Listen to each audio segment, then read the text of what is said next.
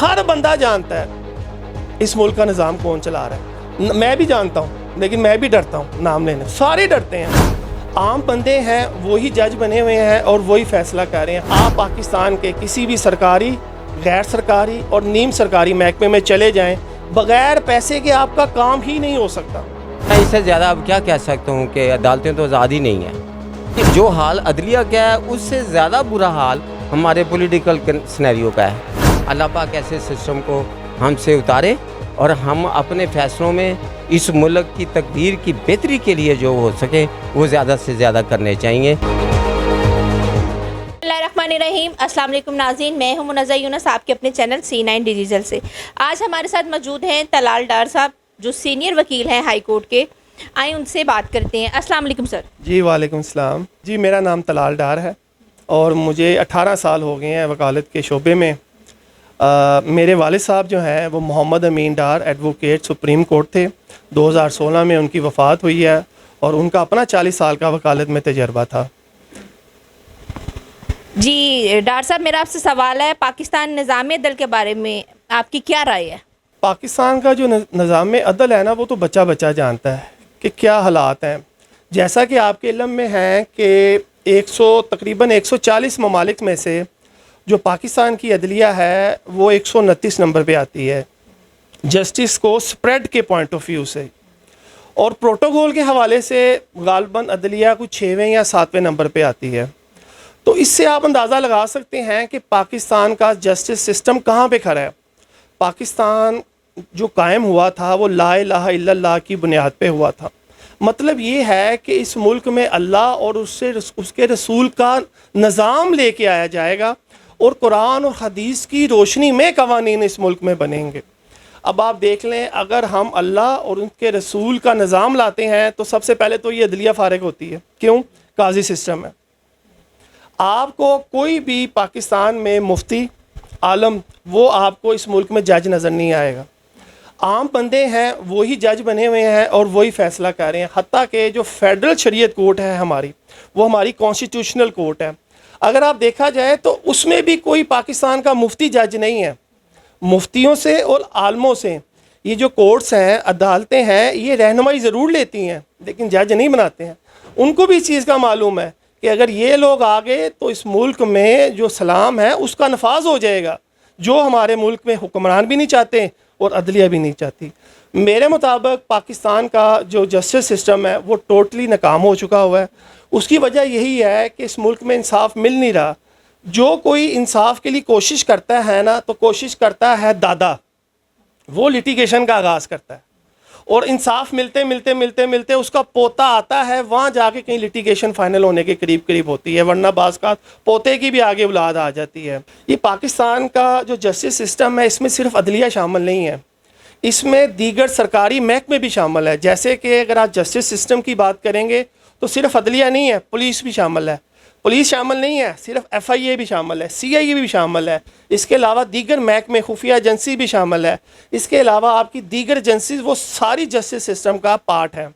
اور اگر آپ دیکھیں, آپ پاکستان کے کسی بھی سرکاری, غیر سرکاری اور نیم سرکاری محکمے میں چلے جائیں, بغیر پیسے کے آپ کا کام ہی نہیں ہو سکتا. سر میرا آپ سے جو نیکسٹ کوشچن ہے وہ یہ ہے کہ طلال سازی اور آئین سازی جو ہوئی ہے اس کے بارے میں آپ کا کیا خیال ہے؟ ہر صاحب شعور کو, جو بندہ شعور رکھتا ہے نا اور جو بندہ تھوڑا بہت پروسیس جانتا ہے کہ پاکستان میں قانون سازی کیسے ہوتی ہے.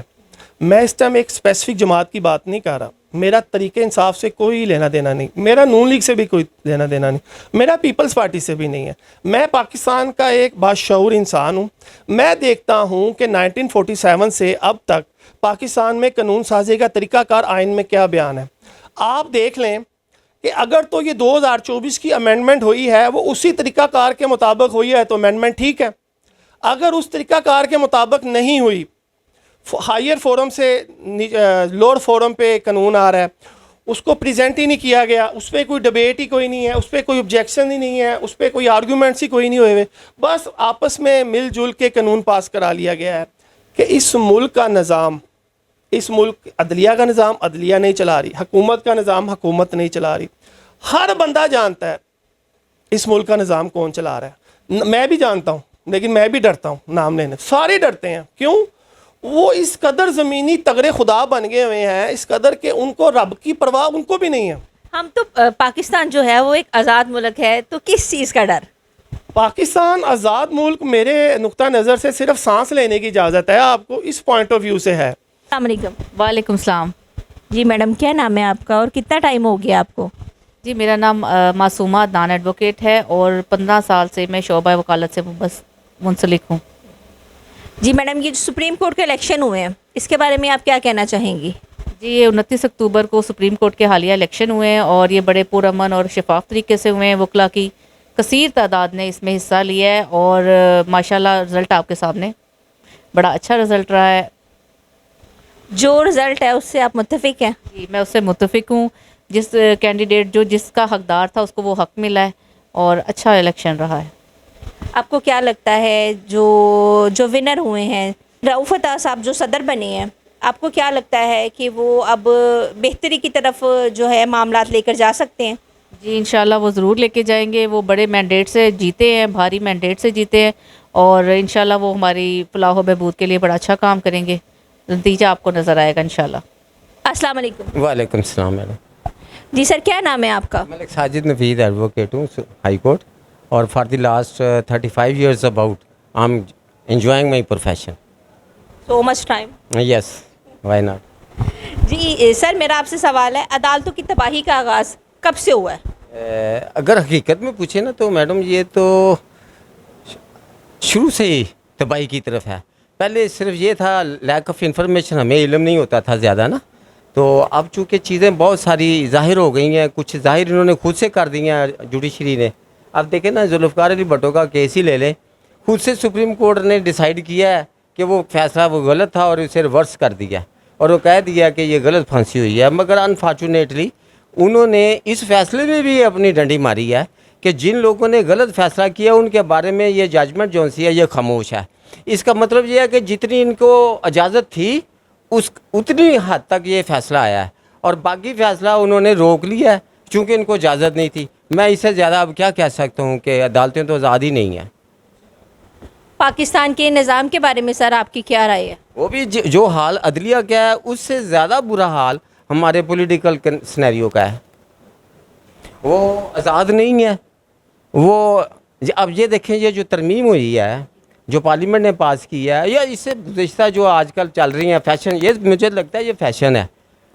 یہ 10 منٹ میں بغیر کسی جو امینڈمنٹس ہیں اس کو بغیر اس کے ڈبیٹ کے بغیر اس کو موقع دیے ساروں کو، اور یہ پیچھے سے وہ فائنل آتی ہے ڈرافٹ اور یہ اس ڈرافٹ کو اوکے کر دیتے ہیں. یہی حال ہے یہاں. مطلب سر جو قانون سازی ہوئی ہے، یہ آئین سازی ہوئی ہے، اس کے بارے میں آپ کیا کہنا چاہیں گے؟ یہ کیا ہے؟ میں کہتا ہوں کہ دیکھیں یہ سارے جو مسائل ہیں نا یہ ان کی طرف تو آ ہی نہیں رہے. لوگوں کے مسائل ہیں کھانے کے، لوگوں کے مسائل ہیں بیماریوں کے علاج کے، لوگوں کے مسائل ہیں بچوں کے پڑھنے کے. تو مجھے یہ بتائیں کہ ان ساری جو امینڈمنٹس آ رہی ہیں جو اتنا دوڑ کے یہ کام کر رہے ہیں، اور میں سمجھتا ہوں اس کے اوپر جتنا انڈیو پریشر ہوتا ہے پارلیمنٹیرین کے اوپر یا ان کے گروپس کے اوپر یا ان کی فیملیوں کو جو حال کیا جاتا ہے، اگر اس کو کنسیڈر کریں تو پھر دیکھا جائے گا کہ ان کا جو بینیفیشری ہے اس سارے سسٹم کا وہ کون ہے. سر کوئی میسج جو آپ دینا چاہتے ہوں؟ میں کہتا ہوں یہ اللہ پاک کا ایک نظام ہے.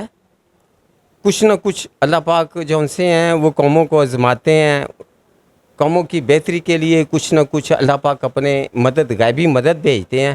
میں تو اب اس اسٹیج کے اوپر پہنچا ہوں کہ اللہ پاک اس ملک کو ان ہتھ کنڈوں سے بچائے.